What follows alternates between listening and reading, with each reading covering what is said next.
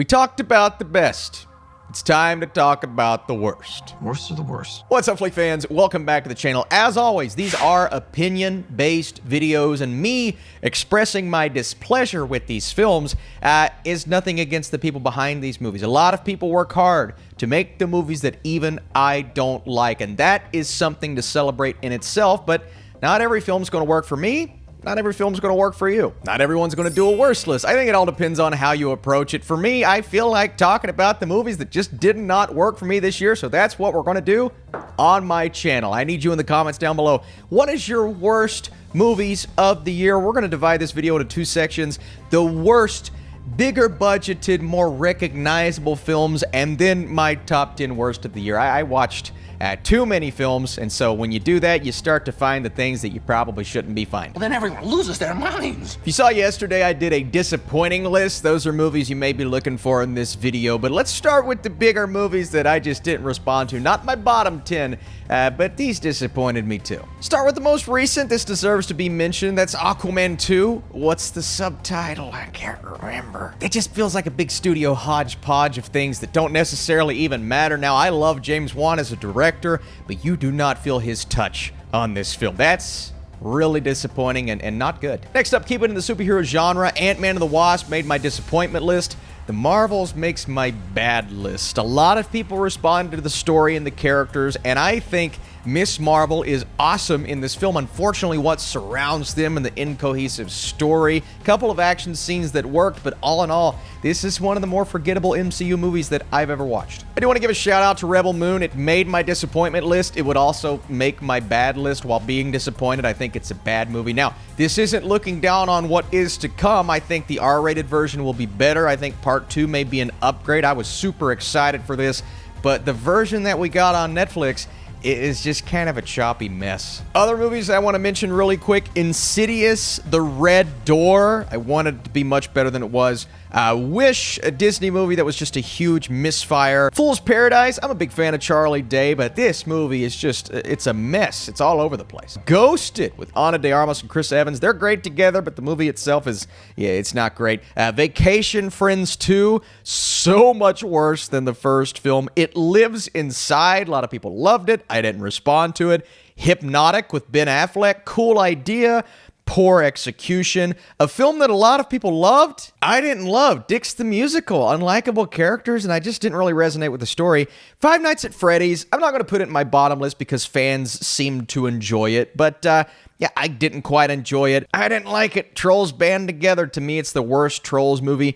The Exorcist Believer. I did not believe in it as I was watching it. What's going on here? And then all the Netflix movies that I mentioned in my worst Netflix list on the channel, you can find that here. A couple of them in the bottom 10. Let's get into the bottom 10. Number 10. At the bottom, film we talked about on the Netflix list. This is Heart of Stone.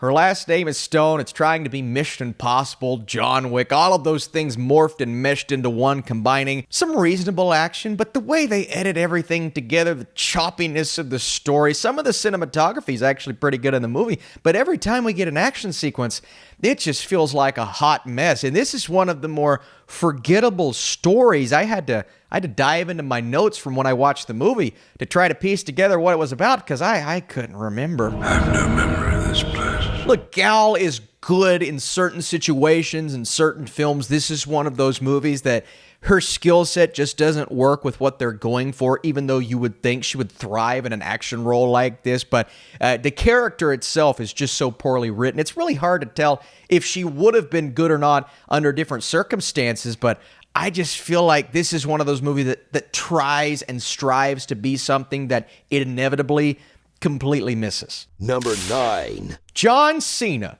Allison Brie. This is Freelance, an ex-Special Forces guy who has a family, is called back into action. He's mysterious. He's spouting out some of the most nonsensical dialogue I've ever seen, and it's actually quite disappointing because I love John Cena. I love what he's doing right now in his career. This role? Holy God, what are you showing me? His head. Come on. He's a little stiff when he delivers his dialogue. He's just there for the physicality. I don't believe that is John Cena. I think John Cena is actually a really competent actually quite good when it comes to acting, but this does not showcase that. This is everything he isn't at this point in his career, and it's one of the most forgettable movies of this genre that, frankly, I've seen in like 5 years. Number 8. Knights of the Zodiac. A film that I watched late in the game. Some people told me, Austin, you need to watch this. It's not the best movie, but you just need to watch it. Why did I need to watch this? Can you tell me again why? Because I spent time, 113 minutes of my life watching this. It's not The Last Airbender bad. I mean, it's bad, but not The Last Airbender bad. But it does kind of remind me of The Last Airbender as I'm watching. It tries to lean into like anime tropes with its action and its visual spectacle. And there are scenes in this movie visually that are pretty cool, but when you look at the special effects and some of the choreography, which oftentimes in a film like this is what elevates it, in this case, in this instance, it makes it worse. Our character discovers that he might be the only person alive to protect this goddess, and there's this big epic storyline, and a name like Knights of the Zodiac, that's cool. That's really cool. What happened here? What happened? Number 7. How about Expendables? Expendables is, of course, the fourth movie in the Expendables franchise, and Sylvester Stallone gathering the troops, some of the best action-based performers and actors that we've ever seen. You're bringing in Megan Fox this time around. You still have Jason Statham. But Expendables doesn't do anything that it tried to do. The action sequences are so bland and forgettable. It actually gets off to a booming, explosive start. And I'm like, okay, here we go. We're back in the Expendables world. But as soon as we get into the camaraderie between these characters and trying to showcase that chemistry, leaning into the idea of family, which is what we see in the Fast and Furious movies. And by the way, I wasn't a big fan of Fast X either, but that does it so much better than this does it, and Mission Impossible does it so much better than those two. But Expendables misses the mark big time. I was frustrated while watching this because all of these awesome recognizable faces wasted in this movie takes a lot to do that. This film did it. You did it! Number 6. Viking Wolf. Here's the funny thing. I watched this. It was a Netflix movie. I didn't realize it was a Netflix movie until making this video, so I forgot to put it in my Netflix list, so surprise! Viking Wolf. I promise I watched it. What was it about? After witnessing a grotesque murder at a party in her new town, a teenager starts having strange visions and bizarre desires. I promise I watched it. So why don't I remember anything about this other than just the bad CGI? I don't want to sit here and pick on this film because I'm sure the budget was small. It's really cool that these actors had an opportunity, but I just remember not good performances, not good CGI, and a story that bored me. And I think there was one moment at the end where I was like, yeah, that's cool. Nice shot. Number 5. Quasi.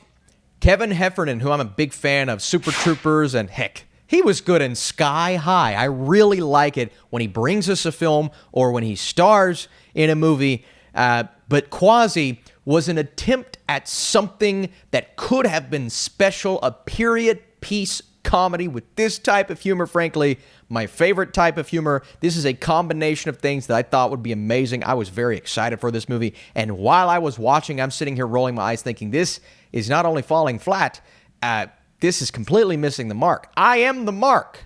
I thought I was. You have this hunchback in olden times, medieval times. He's in the middle of this feud and the back and forth. At times, there's a snicker in there, but I wasn't laughing out loud. There wasn't a belly laugh to be found here. And that's what was so disappointing is I saw it as a comedy, but what I got was really leaning on humor that just missed. That happens with comedy sometimes. You swing and you miss, it's okay. I want to see more from this group as a whole. I mean, they got Brian Cox to be in this, but how?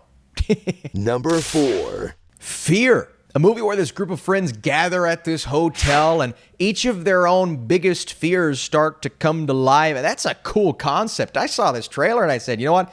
The timing scares me because of when it's coming out, but this could actually be really entertaining. And this is one of the first movies that I saw early in the year that I thought had a lot of potential. This could be one of the surprise horror movies, but unfortunately, every character and their decision-making, the frustration that came from what these characters were trying to do, and the lack of scares, the experience frustrated me. And maybe that's because my anticipation was fairly high.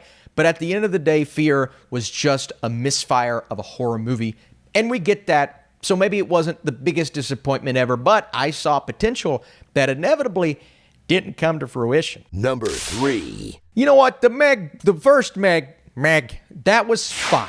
It was fine. It wasn't good. I don't think it's good at all, but there was at least some stuff in there where I'm like, yeah, that's entertaining. I understand why people are entertained. I didn't like it. Not for me. Okay.